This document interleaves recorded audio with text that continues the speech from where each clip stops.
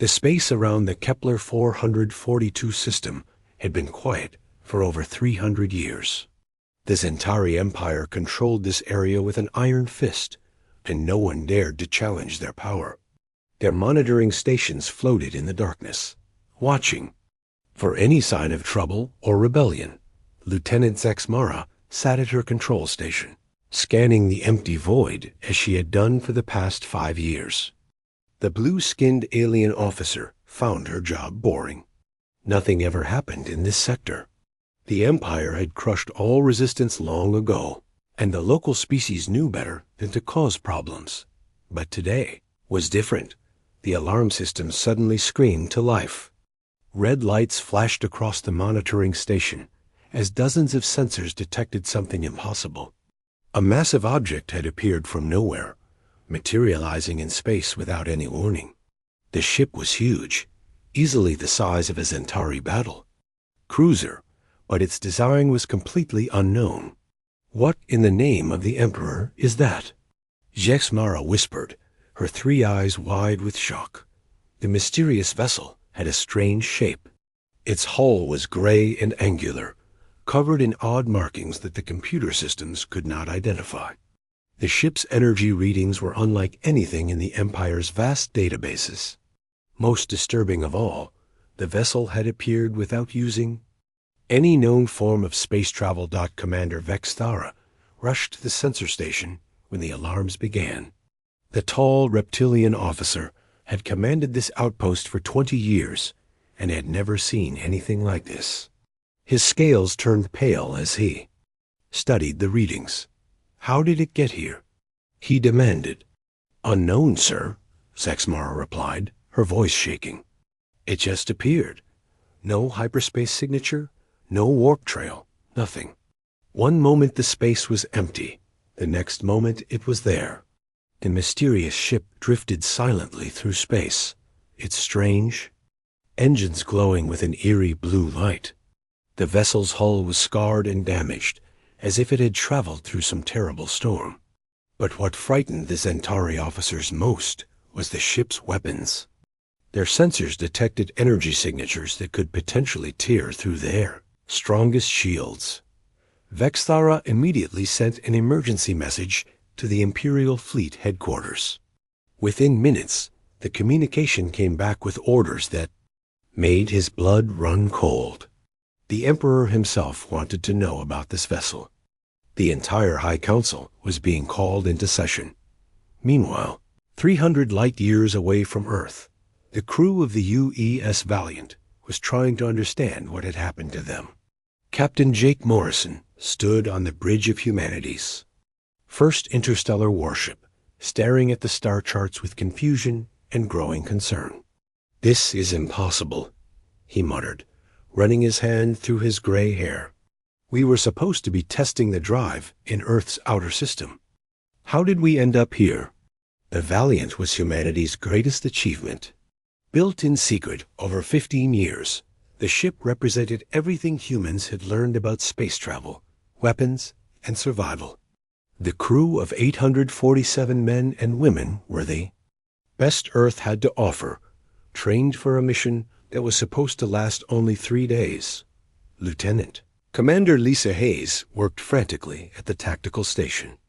The young officer had been studying the alien signals that were flooding their communications array.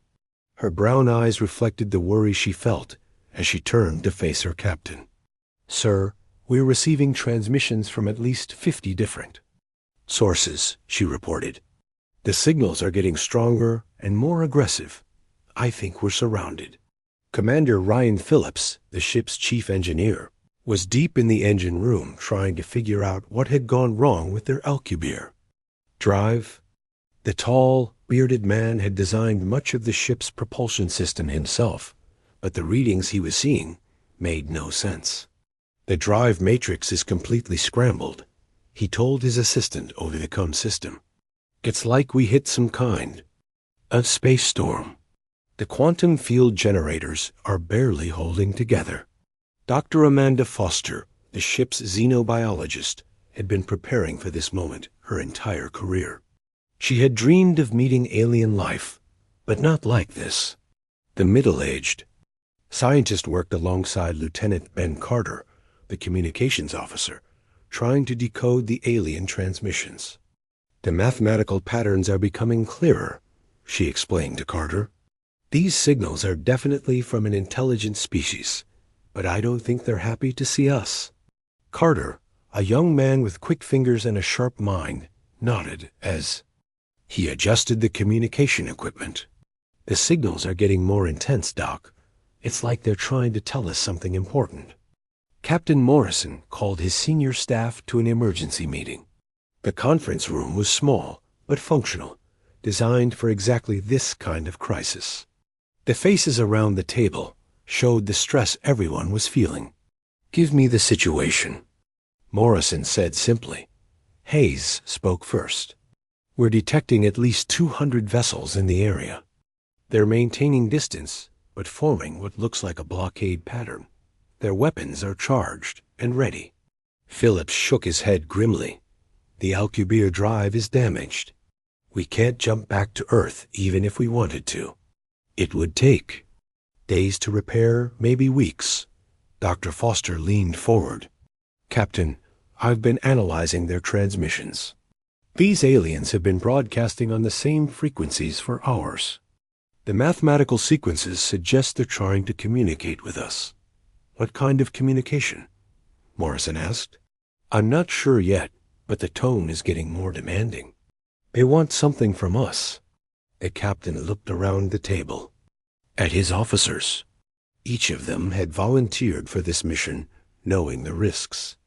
They had trained for contact with alien species, but the reality was more frightening than any simulation. "Options?" he asked. "We could try to communicate," Foster suggested. "Show them we're peaceful. Or we could prepare for battle," Hayes added grimly. "These aliens don't seem interested in friendship." Phillips rubbed his beard thoughtfully.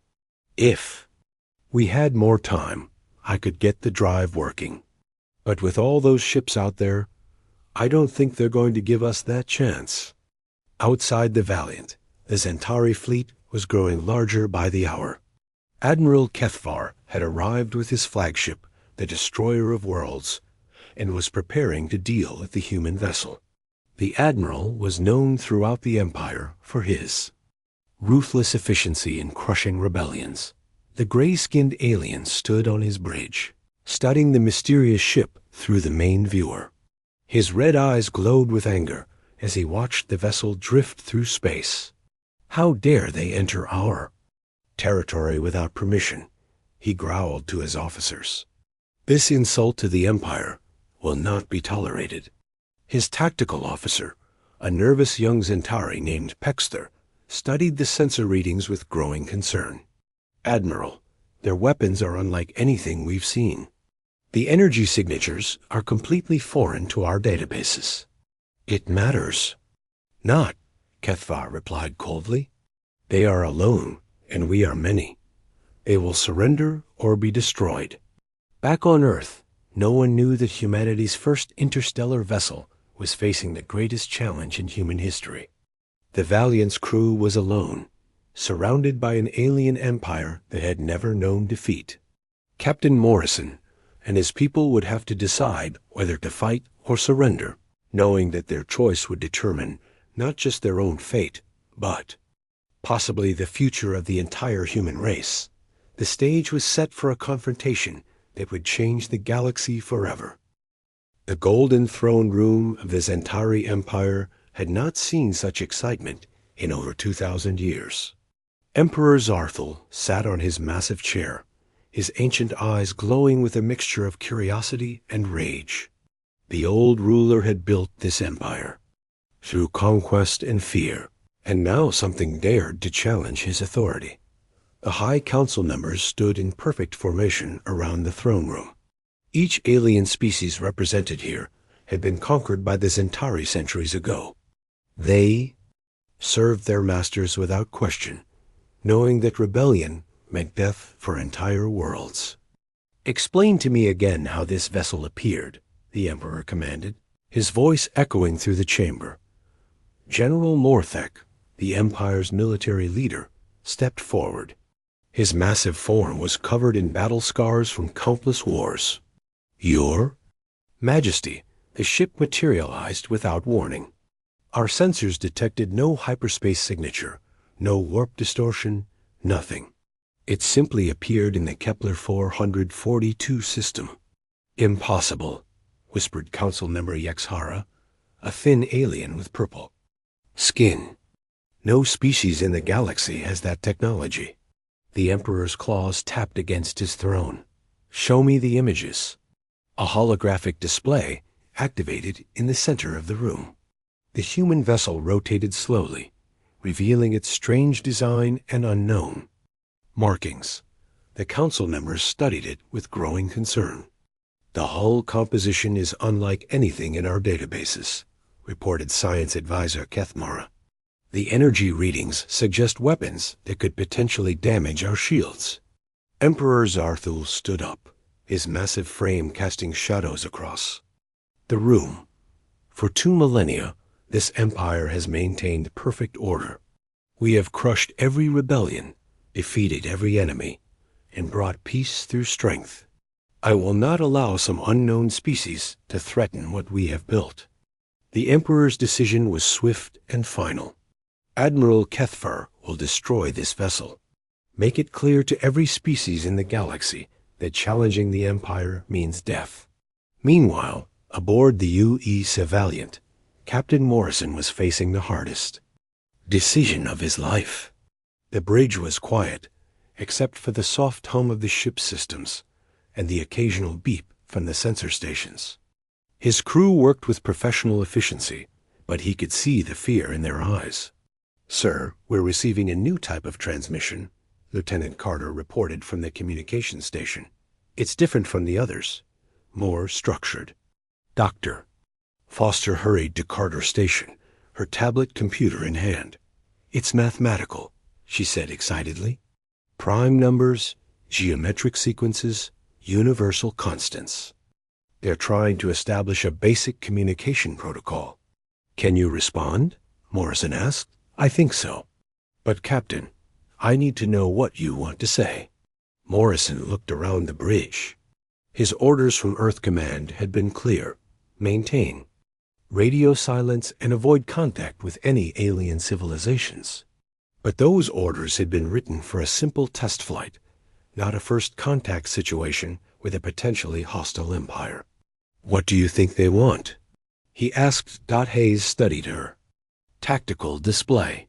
Based on their formation, they want us to surrender. The ships are positioned to prevent any escape, but they haven't attacked yet." "Yet," Morrison repeated grimly. Commander Phillips appeared on the bridge, his uniform stained with engine oil. "Captain, I've got good news and bad news. The good news is that I think I can repair the Alcubierre drive. The bad news is that it will take at least 48 hours. "Do we have 48 hours? Morrison asked. Hayes shook her head. "I don't think so. The alien fleet is getting more aggressive. They're moving closer, and their weapons are fully charged." Dr. Patricia Wells, the ship's chief medical officer, had been monitoring the crew's stress levels. The older woman with kind eyes had served in the military for 20 years and had seen combat before, but never anything like this. "Captain, the crew is holding up well, but they're scared. They need to know what we're going to do." Morrison nodded. "I know, but I'm not sure what the right choice is." Dr. Foster looked up from her work. "Captain, I've been analyzing their transmissions. These aliens have been broadcasting to us for hours, but they're also sending messages to other locations. I think they're calling for reinforcements." "How many ships are we talking about?" Morrison asked. "Unknown, but based on the signal patterns, potentially hundreds more." The captain walked to the main view screen, where he could see the alien vessels surrounding his ship. Each one was massive, bristling with weapons that could probably destroy the Valiant with a single shot. But something about their behavior puzzled him. Why haven't they attacked? He wondered aloud. Hayes had been thinking the same thing. Maybe they want something from us. Our technology, Our knowledge, something they can't get if they destroy. You. Phillips wiped his hands on a rag. Or maybe they're afraid of us. Afraid? Morrison turned to face his engineer. Why would they be afraid? Think about it, Captain. We appeared out of nowhere, using technology they don't understand. For all they know, we could be the advance scout for a massive fleet. Dr. Foster nodded. That makes sense. They're being cautious. Morrison made his decision. Dr. Foster, prepare a response to their mathematical transmission. Keep it simple. Show them we're intelligent, but don't reveal too much about our capabilities. What should I tell them? She asked. Tell them we're peaceful explorers who got lost. Ask them to let us leave. Foster worked quickly, encoding a message using the same mathematical patterns the aliens had used. The transmission was simple. Prime numbers, mathematical constants, and basic geometric shapes that showed human intelligence without revealing human technology. The response came within minutes. The alien message was more complex this time, including what appeared to be star charts and navigation data. But the meaning was clear enough. They want us to follow them, Foster reported. The star charts show a route to what looks like a major system, probably their home world. And if we refuse? Morrison asked. I think we all know the answer to that, Hayes said grimly. The captain looked around the bridge at his crew. These men and women had volunteered for a simple test flight, and now found themselves representing all of humanity in a first contact situation. The weight of that responsibility was crushing. Sir, Carter spoke up from the communications station. We're receiving a new signal. It's much stronger than the others. The main view screen flickered and then displayed the image of an alien face. The creature had gray skin, red eyes, and a mouth full of sharp teeth. When it spoke, the computer systems automatically translated the words into English. Unknown vessel, you have violated the territory of the Centauri Empire. I am Admiral Kethvar, commander of the Imperial Fleet. You will surrender immediately or be destroyed. The transmission ended, leaving the bridge in stunned silence. This, was it? The moment every human had imagined, but hoped would never come. First contact with an alien species, and they were hostile. Morrison straightened his uniform and walked to the center of the bridge. All hands, this is the captain. We are in contact with an alien species that calls itself the Centauri Empire. They have demanded our surrender.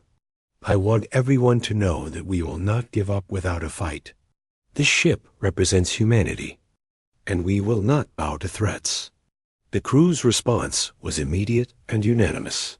From the bridge to the engine room, from the medical bay to the weapon systems, every human aboard the Valiant prepared for what might be their last battle. Dr. Foster continued her work, trying to learn more about their captors. The Centauri signals revealed a massive empire that controlled hundreds of star systems. They had been in power for millennia, ruling through fear and superior technology. But as she studied the alien transmissions, Foster noticed something interesting. The Centauri had not fought a real war in over 1,000 years. Their empire was built on intimidation and overwhelming force, not tactical skill or innovation. Captain, she said quietly, I think these aliens might not be as tough as they seem. They're used to enemies who surrender without a fight. Morrison looked at her with interest. What do you mean? They've been sending the same messages over and over. It's like they're following a script. They expect us to give up just because. They have more ships. Hayes checked her tactical display. The alien fleet is moving into attack formation. I don't think they're going to wait much longer for an answer. Morrison nodded. Then we give them one. Lieutenant Carter, open a channel to the alien admiral. The main screen flickered to life, showing Admiral Kethvar's angry face. The aliens. Eyes glowed with rage as he waited for the human response. This is Captain Jake Morrison of the Earth vessel Valiant. We are peaceful explorers who got lost. We asked for safe passage to return to our home." The Admiral's laughter was cold and cruel. "You dare to make demands? You are in the territory of the Zentari Empire. You will surrender your vessel and submit to interrogation, or you will be destroyed." Morrison stood tall, his voice steady and strong. "I'm afraid that's not going to happen, Admiral. We're going home." The alien's face twisted with fury. "You have 24 hours to reconsider. After that, your vessel will be destroyed and your crew will die. The Empire has spoken." The transmission ended, leaving the bridge in silence. The countdown to humanity's first interstellar war had begun.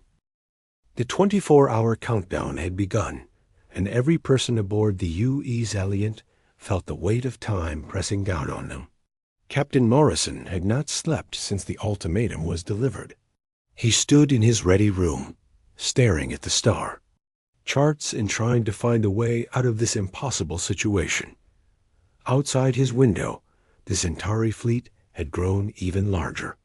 More ships arrived every hour, each one adding to the massive blockade that surrounded the human vessel. The alien fleet now numbered over 200 ships, ranging from small fighters to massive battleships that dwarfed the Valiant. A soft chime indicated someone at his door. "Come in," Morrison called. Commander Phillips entered, carrying a tablet, computer, and looking exhausted. "Captain, I've been working on the Alcubierre drive non-stop. I can get it running, but I need at least 36 hours. Even then, I can't guarantee it won't fail during the jump." Morrison nodded grimly. "We don't have 36 hours, Ryan. The Admiral was clear about that." "I know, sir, but there might be another option." Phillips set his tablet on the desk. "I've been studying the damage to our drive system. The quantum field generators are scrambled, but they're not broken. If we could create a massive electromagnetic pulse, it might reset the entire system." "What kind of pulse?" Morrison asked. "Nuclear. We'd have to detonate one of our warheads inside the drive chamber. It's incredibly dangerous, but it might work." The captain studied the technical data on the tablet. "What are the risks?" "Best case scenario, the drive comes online and we can jump to safety. Worst case, we blow up the ship and everyone dies." Morrison was quiet for a moment. "Keep working on the conventional repair, but prepare the nuclear option as a backup." Phillips nodded and left the ready room. Morrison returned to his star charts, but his mind was elsewhere. He was thinking about Earth, about the families his crew had left behind, about the future of humanity. If the Valiant was destroyed, Earth would never know what happened to them. On the bridge, Lieutenant Commander Hayes was conducting a detailed analysis of the alien fleet. Her tactical display showed the position of every enemy ship, their weapon systems, and their movement patterns. What she discovered was both encouraging and terrifying. "The aliens are overconfident," she reported to Dr. Foster, who was working at a nearby station. "They're not even trying to hide their weaknesses. Look at this formation." Foster studied the display. "I don't understand military tactics, but it looks like they're just surrounding us." "Exactly. They're not preparing for a real battle. They think we're going to surrender without a fight." Hayes highlighted several ships on her display. "These vessels here are positioned to prevent our escape, but they're not protecting each other. If we attacked, we could probably take out several of them before they could respond." Dr. Foster looked worried. "Are you suggesting we fight 200 ships?" "I'm suggesting that maybe we don't have to fight all of them. These aliens have been ruling through fear for so long that they've forgotten how to actually fight." Meanwhile, in the ship's medical bay, Dr. Patricia Wells was dealing with a different kind of problem. The stress of the situation was taking its toll on the crew. She had treated dozens of people for anxiety, panic attacks, and stress-related illnesses. "Doctor, I can't sleep," complained Petty Officer Greg Stone, a young man who worked in the engine room. "Every time I close my eyes, I see those alien ships." Wells gave him a mild sedative. "You need to rest, Greg. The captain and the senior staff are working on a plan. We're going to get through this." But privately, Wells was worried. The crew was holding together for now, but if the situation continued much longer, fear would start to break down their discipline. She had seen it happen before in combat situations. Lieutenant Ben Carter had been working around the clock to intercept and decode alien transmissions. His communication station was cluttered with printouts and computer displays showing endless streams of data. What he discovered chilled him to the bone. "Captain, you need to see this," Carter called over the intercom. Morrison arrived on the bridge within minutes. "What is it, Lieutenant?" Carter played a recording of alien voices speaking in their own language. The computer's translation appeared on the screen. "They're not just talking about us, sir. They're discussing what to do with Earth." The translation was incomplete, but the meaning was clear. The Zentari were planning to track the Valiant's origin point and investigate the human home world. If they discovered Earth's location, humanity would face an invasion by a vastly superior enemy. "How much do they know?" Morrison asked. "Not much yet, but they're working on it. The aliens have been analyzing our hull composition and energy signatures. They're trying to determine where we came from." Dr. Foster looked up from her workstation. "Captain, there's something else. I've been monitoring their fleet communications. The alien ships are receiving orders from their home world. The Emperor himself is following this situation." Morrison felt a chill run down his spine. This was no longer just about the Valiant and her crew.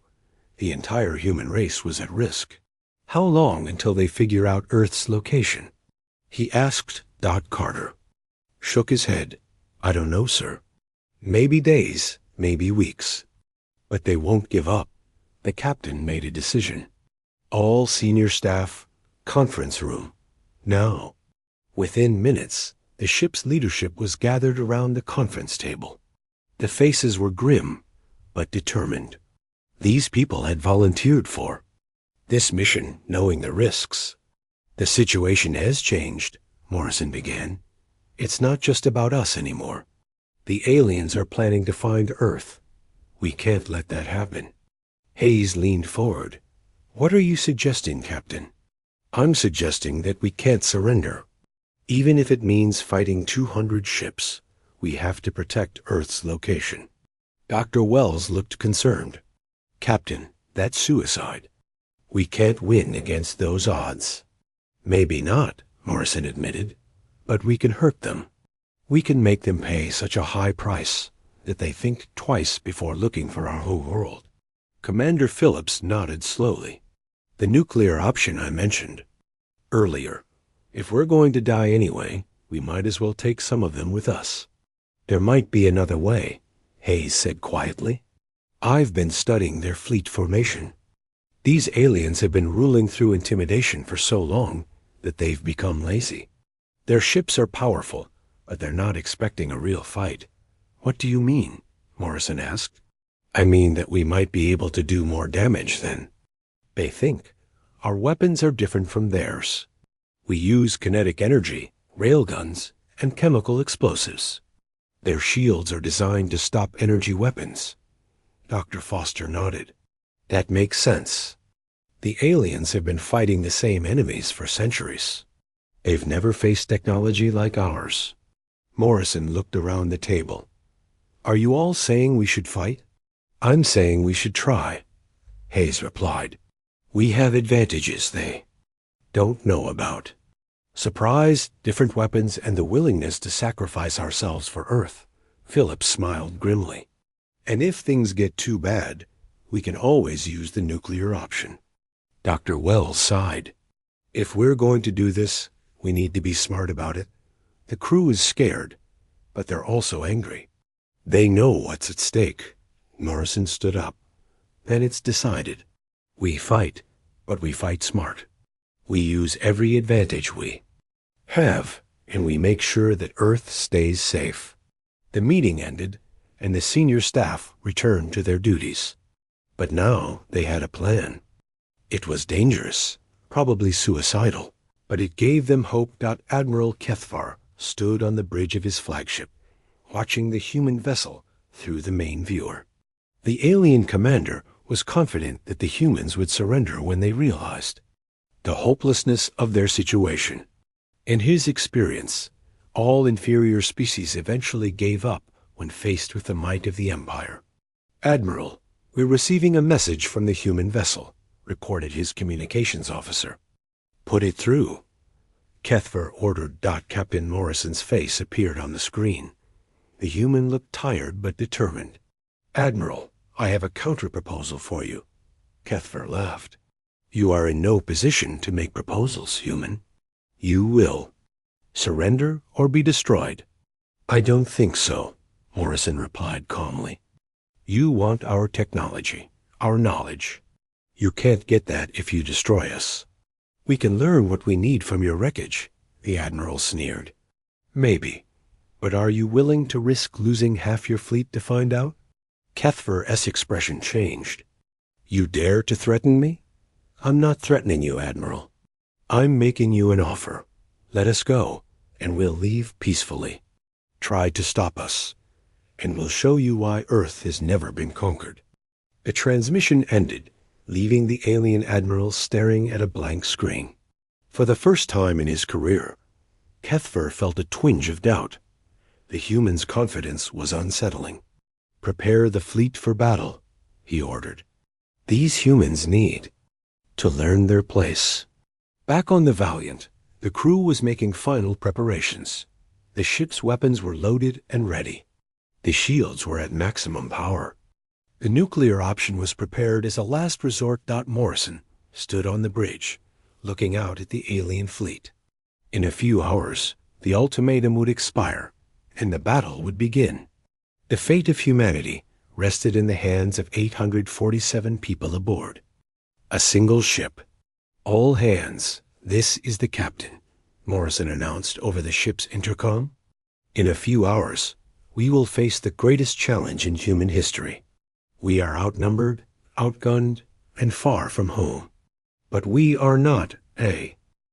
The 24-hour ultimatum expired at exactly 1300 hours ship time. Captain Morrison stood on the bridge of the U.S. Valiant, watching the alien fleet through the main viewer. The Zentari ships had formed a perfect circle around the human vessel, their weapons charged and ready. "All hands, battle stations," Morrison announced over the intercom. Throughout the ship, alarm klaxons began to wail as the crew prepared for combat. This was the moment they had all been dreading and preparing for. Admiral Kethvar stood on the bridge of his flagship, the Destroyer of Worlds. The massive alien warship was surrounded by 200 other vessels, each one more powerful than the lone human ship. The Admiral's red eyes glowed with satisfaction as he prepared to teach these upstart humans a lesson. "Target their engines," he ordered his weapons officer. "We want them disabled, not destroyed. The Emperor wants prisoners." The first salvo of plasma bolts erupted from the Zentari fleet. Dozens of bright blue energy beams streaked through space toward the Valiant. The human ship's shields flared as they absorbed the massive energy discharge. "Shields at 80%, Lieutenant Commander Hayes reported from the tactical station. "They're trying to disable us, not destroy us." Morrison nodded. "That gives us an advantage. Return fire. All weapons." The Valiant's response was unlike anything the Zentari had ever seen. Instead of energy beams, the human ship fired solid projectiles at incredible speed. The railgun rounds, made of tungsten and traveling at near light speed, punched through the alien energy shields like they were paper. The first Zentari ship to be hit simply exploded. The kinetic energy of the railgun round tore through the vessel's hull, causing massive decompression and secondary explosions.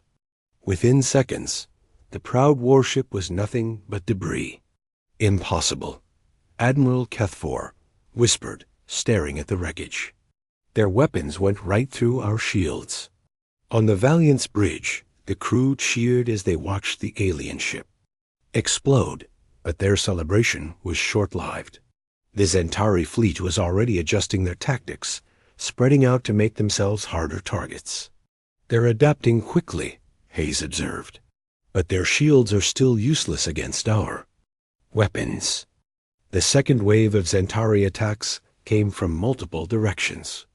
The aliens had learned from their first mistake and were now coordinating their fire.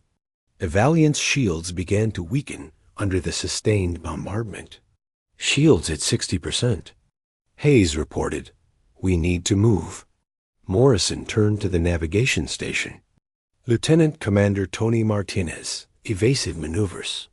Don't let them get a solid lock on us. The Valiant began to move, using its superior agility to avoid the worst of the alien fire. The human ship was smaller and more maneuverable than the massive Zentari vessels, and Morrison intended to use that advantage. Target the command ships, Morrison ordered. Take out their leaders. The Valiant's railguns fired again, this time targeting the largest vessels in the alien fleet. The tungsten rounds smashed through hull plating and destroyed critical systems.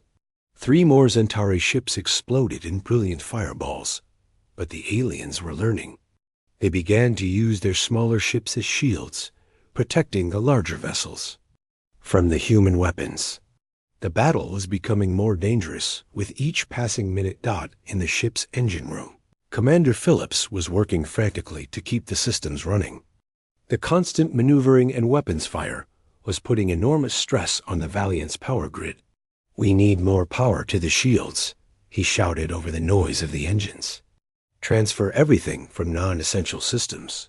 His engineering team worked with practiced efficiency, rerouting power from the ship's less critical systems. Life support was reduced to minimum levels. Artificial gravity was decreased, and even the lighting was dimmed to save energy. In the medical bay, Dr.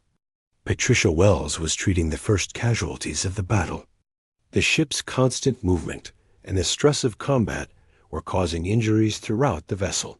"We've got broken bones in engineering and burns on deck 7, she reported to Morrison over the intercom. "The crew is holding up, but they're getting tired." Meanwhile, the Zentari fleet was suffering much worse casualties. Admiral Kethvar watched in horror as another of his ships was destroyed by the human weapons. The alien commander had never seen anything like this in over 3 centuries of military service. "How are they doing this?" he demanded of his science officer. "Their weapons are purely kinetic, sir. Solid projectiles fired at extreme velocity. Our shields are designed to deflect energy, not physical objects." Kethvar's claws scraped against his command chair. "Then we adapt. Order all ships to rotate their shields to maximum deflection. Use the smaller vessels to intercept their projectiles." The battle continued for hours. The Valiant danced through space, using its agility to avoid the worst of the alien fire while striking back with devastating accuracy. The human ship's weapons were taking a terrible toll on the Zentari fleet, but the humans were suffering too. The Valiant's shields were down to 30%, and several key systems had been damaged. The ship's hull was scarred with burn marks from near misses. "Captain, we're running low on railgun ammunition," Hayes reported. "At this rate, we'll be out of tungsten rounds within the hour." Morrison nodded grimly. "Switch to chemical explosives. Use the nuclear-tipped torpedoes if you have to." The Valiant's torpedo tubes loaded with humanity's most powerful weapons. The nuclear warheads were designed to destroy asteroids and space stations, but they would work just as well against alien warships. The first nuclear torpedo streaked through space toward the Zentari flagship. Admiral Kethvar watched in fascination as the strange weapon approached his ship. The alien commander had never seen a nuclear weapon before. "Intercept that projectile," he ordered. The flagship's point defense systems opened fire. But the torpedo was too fast and too well armored. It struck the massive alien vessel amidships and detonated with the force of a small sun. The explosion was visible from across the star system. The destroyer of worlds, pride of the Centauri fleet, was torn apart by the nuclear blast. Admiral Kethver and his entire crew were vaporized in an instant. The destruction of their flagship sent shockwaves through the Centauri fleet. The alien ships began to scatter, their formation breaking down as individual captains sought to preserve their own vessels. "They're running," Hayes observed with amazement. "The alien fleet is falling apart." But Morrison knew the battle was far from over. The Centauri fleet was in chaos, but they still had over 100 ships remaining. The aliens would regroup soon, and when they did, they would be even more dangerous. "Don't let up," Morrison ordered. "Press the attack while they're confused." Valiant pursued the fleeing alien ships, firing nuclear torpedoes at the largest targets. Each explosion sent another Centauri vessel to its doom. The human ship was like a shark among minnows, striking fast and hard before moving on to the next target. But the aliens were not helpless. As the initial shock wore off, the surviving Centauri captains began to coordinate their response. They had learned to respect the human weapons, but they still had superior numbers. Vice Admiral Hex Morda, who had taken command after Kethvar's death, ordered his ships to form defensive clusters. By grouping together, the alien vessels could provide mutual protection and concentrate their firepower. "All ships converge on the human vessel," Hex Morda commanded. "Sacrifice the smaller ships if necessary, but destroy that abomination." Tide of battle began to turn. The Centauri fleet, now properly organized, began to close in on the Valiant from all directions. The human ship found itself trapped in a shrinking circle of enemy vessels. "Shields at 15%, Hayes reported. "We're taking heavy damage." Commander Phillips' voice crackled over the intercom from the engine room. "Captain, the drive is almost ready. I need 5 more minutes." "We don't have 5 minutes," Morrison replied, watching as alien ships closed in from all sides. Dr. Foster, who had been monitoring alien communications throughout the battle, suddenly looked up from her station. "Captain, I'm detecting something." "Strange. There are new signals coming from outside the battle zone." "More enemy ships?" Morrison asked. "I don't think so. The transmissions are different. They're using the same frequencies as the Centauri, but the language patterns are completely different." Lieutenant Carter worked quickly to decode the new signals. "Dr. Foster is right, Captain. These aren't Centauri transmissions. Someone else is out there." The mystery was solved when new ships began appearing on the edge of the battle zone. But these vessels were different from the Centauri warships. They were smaller, more primitive, but they were firing on the Centauri fleet. "Those ships belong to the Vaxani," Dr. Foster announced, consulting her alien database. "They're one of the species conquered by the Centauri Empire centuries ago." More ships appeared, belonging to other conquered species. The Keflari, the Mortoni, the Yexhul, all races that had been enslaved by the Centauri for generations. Now, they were fighting back. Inspired by the human ship's example, Vice Admiral Hex Morda found his fleet under attack from multiple directions. The rebellious species were using outdated weapons and inferior tactics, but their sudden appearance had caught the Centauri completely off guard. "This is impossible," the alien commander snarled. "How dare they rebel against the Empire?" The battle became. The news of the battle at Kepler 442 spread through the Centauri Empire like wildfire. On every conquered world, in every slave colony, the story was told in whispers and secret meetings. A single human ship had faced the entire Imperial fleet and won. The impossible had happened. Emperor Zarthol sat on his golden throne, reading the battle reports with growing rage and disbelief.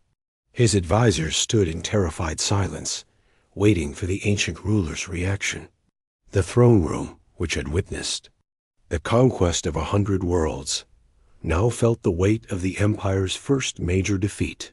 Explain to me again how a single ship destroyed over 60 vessels of the Imperial fleet, the Emperor demanded, his voice echoing through the chamber. General Morthic, the Empire's military commander, stepped forward nervously. Your Majesty, the human weapons were unlike anything we have encountered. They used kinetic projectiles that bypassed our energy shields completely. And the rebellion? The Emperor asked coldly. 17 star systems have declared independence. Your Majesty, the Vaxani, Kethlari, and Martani have formed an alliance. They are calling it the Free Worlds Coalition. The Emperor's claws scraped against his throne. Impossible. These species have been under our control for centuries. They know the price of rebellion. Science advisor Kethmara cleared her throat nervously. Your Majesty, our intelligence suggests that the human vessel has inspired them. The conquered species believe that if one ship can defeat our fleet, then they too can fight back. Emperor Zarthul stood up, his massive form casting shadows across the room. Then we will remind them why they should fear us. Mobilize the entire fleet. Destroy every rebel world. Make an example that will be remembered for 1,000 years. But the Emperor's orders would prove more difficult to carry out than expected. The rebellion was spreading faster than the Imperial forces could respond to it. On dozens of worlds, enslaved populations were rising up against their Zentari overlords. Meanwhile, the U's Valiant was traveling through hyperspace toward Earth. The journey would take several days, giving the crew time to process what they had experienced. The ship's corridors buzzed with conversations about the battle and what it meant for humanity. Captain Morrison sat in his ready room, writing his report for Earth Command. How could he explain what had happened? How could he describe a galactic empire, an interstellar war, and the birth of a rebellion? The words seemed inadequate for such momentous events. Dr. Foster knocked on his door and entered. Captain, I've been analyzing the data we collected about the Zentari Empire. What we've learned is both fascinating and terrifying. Tell me, Morrison said, looking up from his report. The Zentari have controlled this part of the galaxy for over 2,000 years. They rule through fear and superior technology. But they've become complacent. They haven't fought a real war in centuries. Morrison nodded. That explains why they were so unprepared for our tactics. There's more, Foster continued. The Empire controls over 300 star systems and billions of sentient beings. If they decide to look for Earth, they have the resources to find us. The captain felt a chill run down his spine. How long do you think we have? Unknown. But based on what I observed, the Empire is going to be very busy dealing with these rebellions. That might buy us time. Commander Phillips appeared in the doorway. Sorry to interrupt, Captain, but you need to see this. The 3 officers made their way to the bridge, where Lieutenant Carter was working frantically at the communications station. The young officer looked up as they approached. Captain, I'm picking up transmissions from all over the galaxy. Rebellion is spreading faster than anyone expected. Dr. Foster studied the incoming signals. These are definitely from the species we fought alongside. But there are others too. Races I've never heard of are joining the fight. Hayes looked up from her tactical station. Sir, if this keeps up, the Zentari Empire is going to have a full-scale civil war on their hands. Morrison felt a mixture of pride and concern.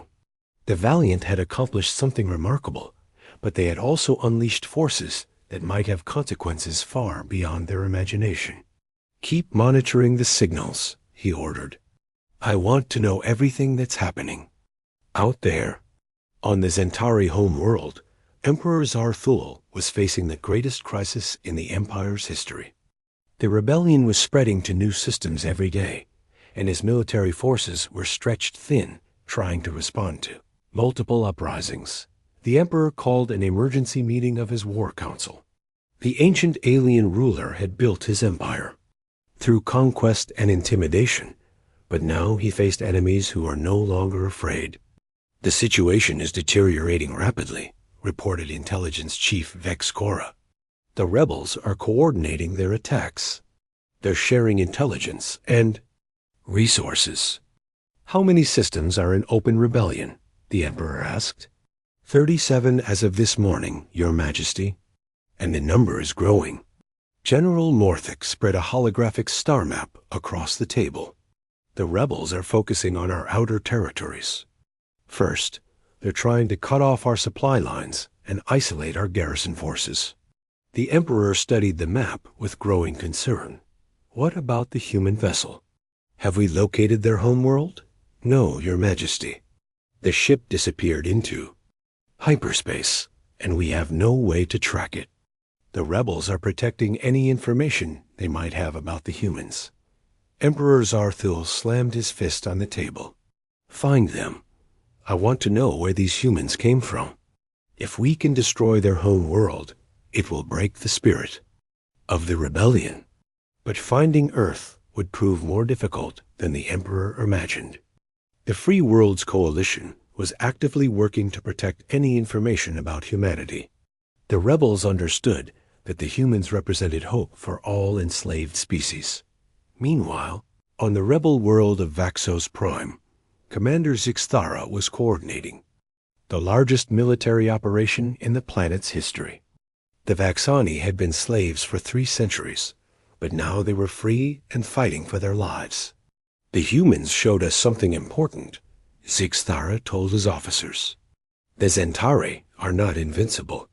They can be defeated if we have the courage to fight. The rebellion was not just military.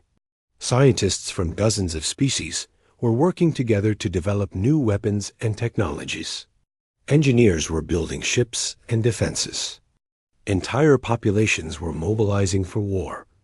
On the water world of Kethelf, the aquatic Kethlari were using their advanced submarine technology to attack Zentari naval forces.